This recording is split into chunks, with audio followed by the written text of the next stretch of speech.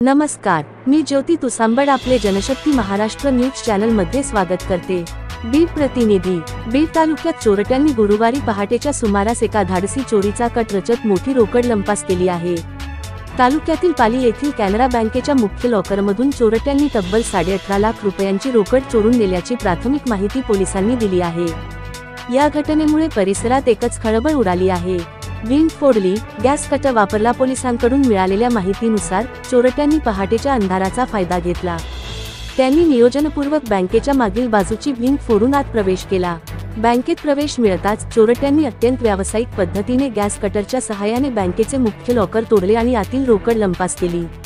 चोरीची ही पद्धत पाहता चोरट्यांनी रेकी करून आणि आधुनिक साधने वापरून ही चोरी केल्याचे स्पष्ट होते।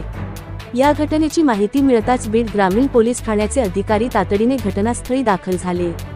पोलिसांकडून कसून तपास सुरू। बीड ग्रामीण पोलीस अधिकारी तसेच स्थानिक गुन्हे शाखेचे पथक घटनास्थळी दाखल झाले आहे। त्यांनी चोरीसाठी वापरलेली साधने आणि चोरट्यांच्या पावलांचे ठसे गोळा करण्यास सुरुवात केली आहे। तसेच परिसरातील सीसीटीव्ही फुटेज तपासण्याचे काम युद्धपातळीवर सुरू आहे। एका राष्ट्रीयकृत बँकेत वीज फोडून गॅस कटर वापरून चोरी झाल्याच्या या घटनेमुळे परिसरातील नागरिकांमध्ये आणि व्यापाऱ्यांमध्ये भीतीचे वातावरण निर्माण झाले आहे। पोलिसांना या घटनेचा छडा लावण्याचे मोठे आव्हान उभे राहिले आहे। आमच्या चॅनलला सपोर्ट करा, सबस्क्राइब, शेअर, लाईक करा। धन्यवाद।